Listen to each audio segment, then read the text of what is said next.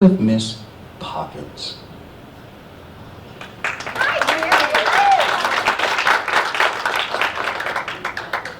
here to tell you a bedtime story.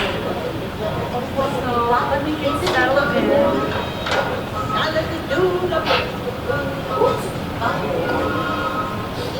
Now, I'm sure most of you have heard the story of Cinderella. I'd like to know how many of you have actually heard the story of Rindercella.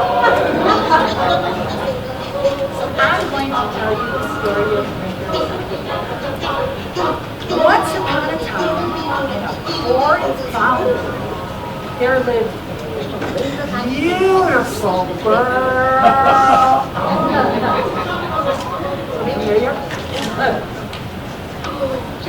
And her name was Rindercella. Now, Rindercella, she lived with her lovely other,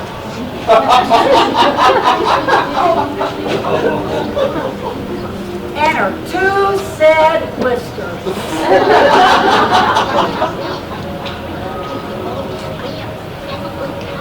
Also, in this same foreign foundry, there lived a Pransome Hen.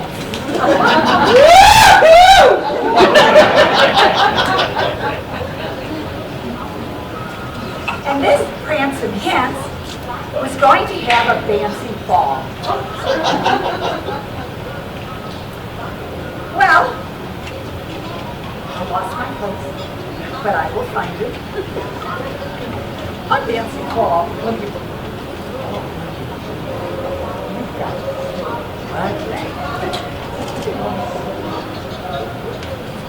When you look for your place, no one will notice. Watch where his hands go.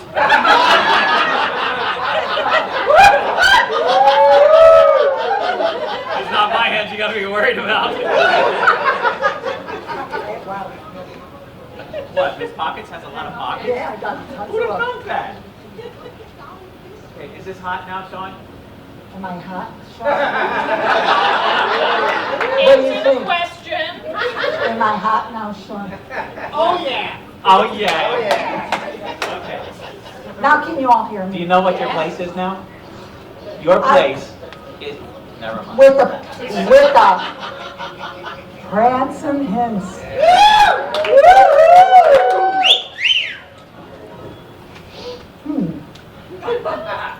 And this Pransome Hen was going to have a fancy ball.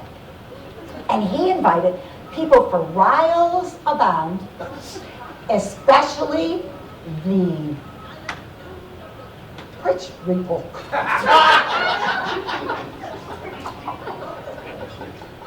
Rindercellars, Mugly Other, and two sad blisters went to town to buy some drancy fesses for the fancy ball. But Rinderceller couldn't go because all she had were some old wordy dags. Finally, the night of the fancy ball arrived, and Rinderceller couldn't go. So she kept down and scribed and scribed while she was sitting there a-scrying, when all of a sudden there appeared before her her Gary Ma daughter. And she touched her with her magic wand, and there appeared before her a Sig Boach and Hicks white sources to take her to the fancy ball.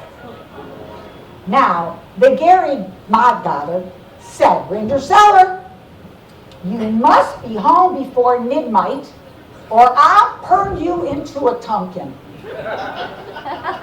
When Rinderceller arrived at the fancy ball, this Pransome Hen met her at the door because he had been watching from all that time, watching her come up, from the walkway through a wooden window.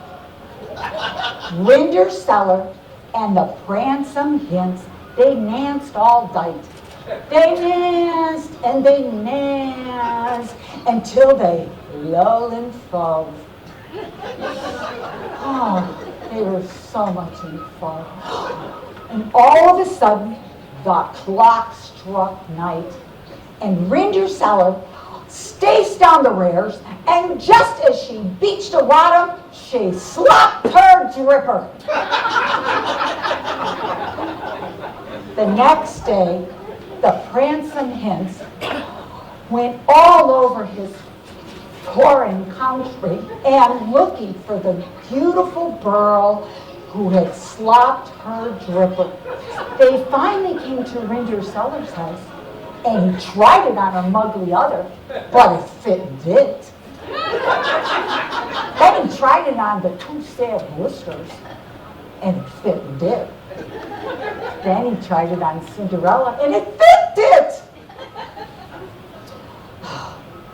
It was exactly the size right. And so the Prancing Hinds, the Prancing Hinds and Rinderseller were married and lived happily ever happily.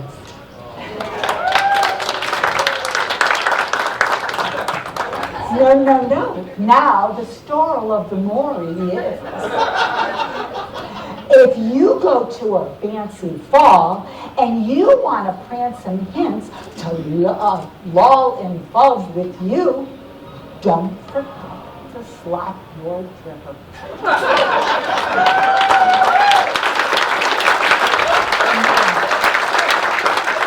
Boys and girls, I want you all to get a good night's sleep tomorrow, because once we start teaching you classes, we're going to kick you all in the butt, and you're going to work really hard the whole week. So good night to all. What a beautiful, beautiful story. And what a lovely print.